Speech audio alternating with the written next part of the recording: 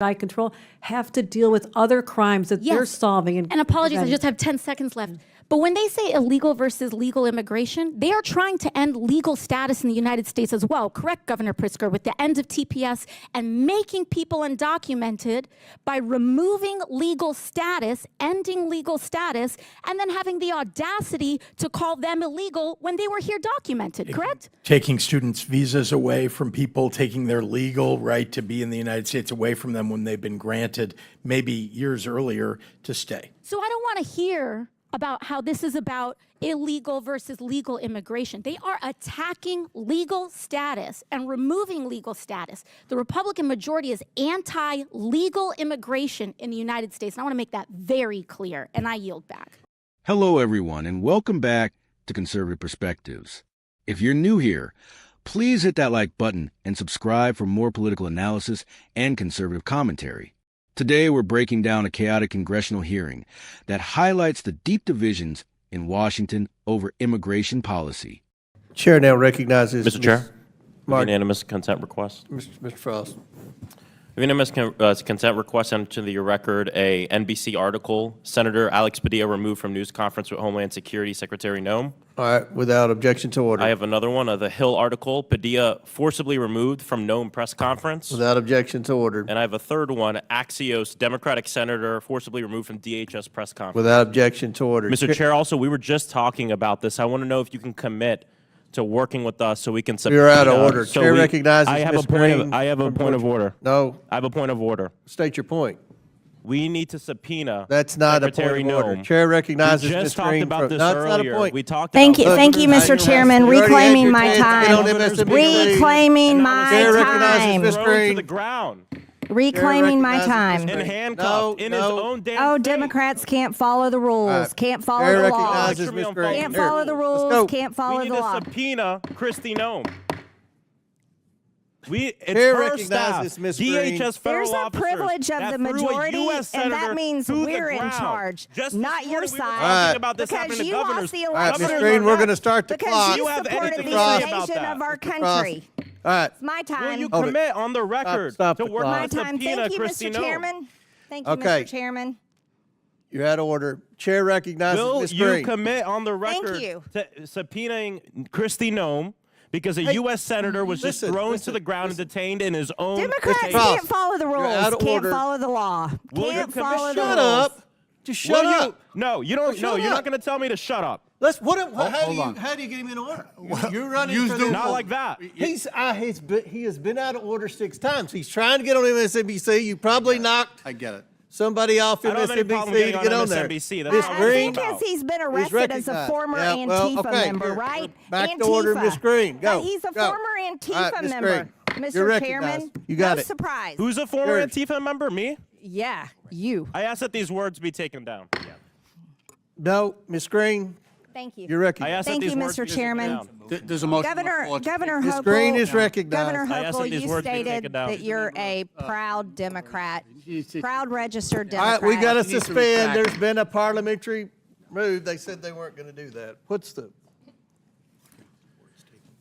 Just ask her to strike what she said. What-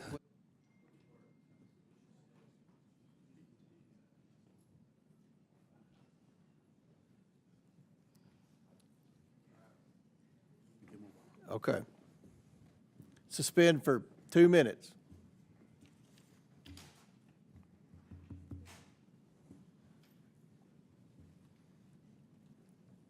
And while we're suspending, we have votes in about 7 minutes. We're going to try to get 3 more questioners in, then we'll break for, I think there are 4 votes, and we'll come back right after the last vote.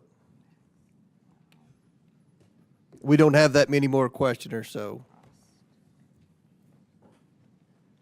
To revise my remarks, say that Congressman Frost was arrested at a rally, but not for being a member of Antifa.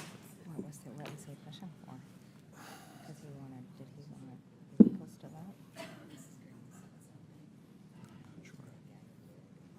Because it was so many people across our country not vote. So you can say, I move to revise my remarks. Mr. Frost was arrested at a rally,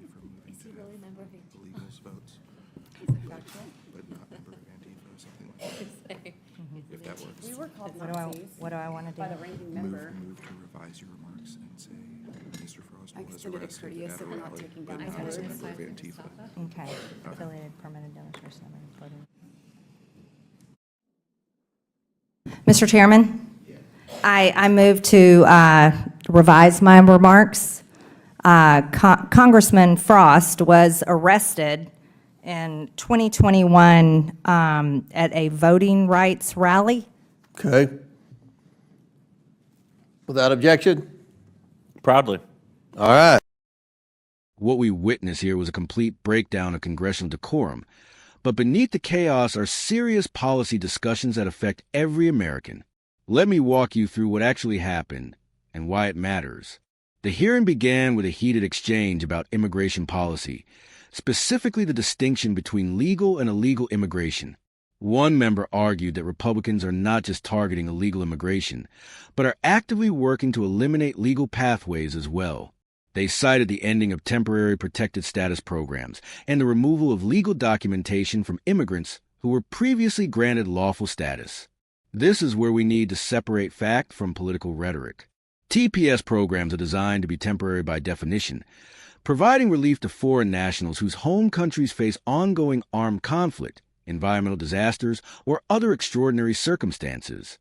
When conditions improve, these designations naturally expire. That's not attacking legal immigration. That's how the program was designed to function. The hearing then devolved when multiple news articles were entered into record about Senator Alex Padilla being removed from a Department of Homeland Security press conference. This incident clearly struck a nerve, with members demanding subpoenas of DHS Secretary Christie Gnome and heated exchanges about the treatment of a sitting senator. What's particularly telling is the complete breakdown of parliamentary procedure we witnessed. Members repeatedly interrupted each other, ignored the chair's attempts to maintain order, and engaged in personal attacks rather than substantive policy debate. We heard accusations about former affiliations, arrests at rallies, and even demands that remarks be taken down from the record. This kind of behavior serves no one. When our elected representatives can't maintain basic civility during official proceedings, it undermines public confidence in our institutions. Americans deserve better than theatrical grandstanding and personal attacks during serious policy discussions. The immigration debate itself reveals fundamental disagreements about America's role in the world and our obligations to both citizens and non-citizens. One side argues that any restrictions on immigration programs constitute attacks on legal immigration itself. The other side contends that temporary programs should remain temporary and that proper enforcement of existing laws is not anti-immigration. Both perspectives deserve serious consideration, but that can't happen when congressional hearings turn into shouting matches. The American people need their representatives to engage in good faith debates about complex issues like immigration policy, border security, and humanitarian obligations. What's most concerning is how this reflects the broader polarization in American politics. When basic parliamentary procedures break down and members resort to personal attacks, it signals that our democratic institutions are under strain. This isn't about partisan politics. It's about maintaining the norms that allow democracy to function. The specific issues raised about TPS programs, student visas, and legal immigration pathways are legitimate policy questions that deserve thoughtful analysis. Instead, we got political theater that likely convinced no one and informed even fewer people about the actual policies being debated. Moving forward, Americans should demand better from their representatives regardless of party affiliation. Complex immigration policy requires nuanced discussion, not sound bites designed for social media clips. Our representatives need to remember that they're there to serve the American people, not to score political points or get television coverage. The treatment of Senator Padilla at the DHS press conference also raises serious questions about executive branch accountability to Congress. Regardless of one's views on immigration policy, the principle of congressional oversight must be respected. If administration officials are preventing senators from asking questions at public events, that's a constitutional concern that transcends partisan politics. What we witnessed in this hearing is symptomatic of a larger problem in American governance. When our institutions can't function properly, when basic civility breaks down, And when personal attacks replace policy debates, democracy itself suffers. This affects every American, regardless of their political views. The immigration issues discussed are real and deserve serious attention. Border security, legal immigration pathways, humanitarian obligations, and enforcement of existing laws are all legitimate areas for congressional oversight and debate. But that debate needs to happen within the bounds of democratic norms and institutional respect. As citizens, we have a responsibility to demand better from our elected officials. That means supporting representatives who engage in good faith policy debates, who treat their colleagues with respect, and who prioritize governing over grandstanding. It also means holding accountable those who contribute to institutional breakdown and political theater. The stakes are too high for anything less. Immigration policy affects national security, economic growth, humanitarian values, and the rule of law. These issues deserve the serious attention of serious legislators, not the circus atmosphere we witnessed in this hearing. That's my analysis of this congressional hearing. What are your thoughts on the breakdown of institutional norms we're seeing in Washington? Let me know in the comments below, and don't forget to like this video and subscribe for more political analysis. Thanks for watching, and I'll see you in the next video.